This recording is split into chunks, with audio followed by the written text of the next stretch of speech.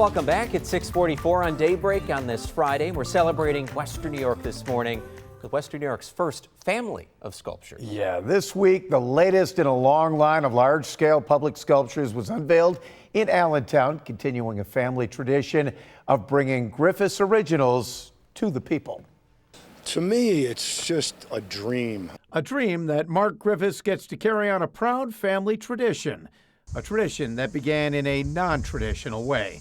His father, renowned local artist Larry Griffiths Jr., is the talent behind some of the most recognizable pieces of art on the Western New York landscape. The collection at the Griffiths Sculpture Park, of course, birds excited into flight on Bidwell Parkway, the spirit of womanhood in Delaware Park, and even this original that stands near the front door here at Channel 2.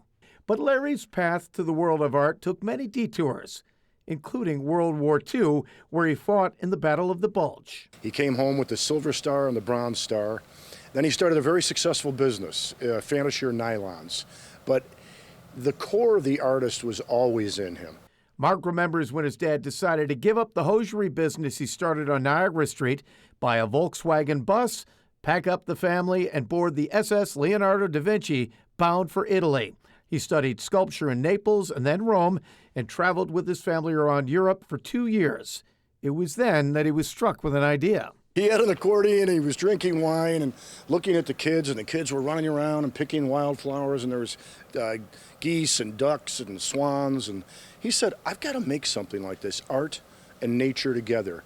And so the Sculpture Park was born, first at Kissing Bridge, but he didn't like answering to a landlord, so he struck out on his own looking for land. He was going to move the whole family to Colorado and build it out there, and a friend of his, Merle Smith, said, no, there's a perfect piece of land in Ashford Hollow.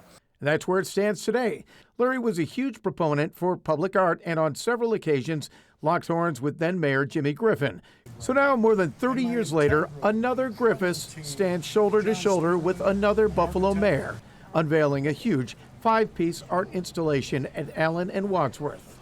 I had this idea for 10 years now of people jumping and leaping out of plates of steel. Emerging. Emergence offers a cast of characters, bringing life to this section of Allentown. So you can walk through them, and they're double-sided. There's surprises around every corner. And Mark and I did exactly that. He says he just gets the most enjoyment seeing the reaction of passersby. People were walking with their little kids, and they're walking through and around and experiencing each sculpture from both sides, and that's exactly what they were made for. And the people are giving the sculptures high five, you know? It's interactive. They're relating with it. And when the sun goes down, the lights go on, a vision that can be seen all the way from the medical campus, and a message he hopes will resonate with everyone who sees it. Really speaks to the celebration of humanity. This piece is about joy.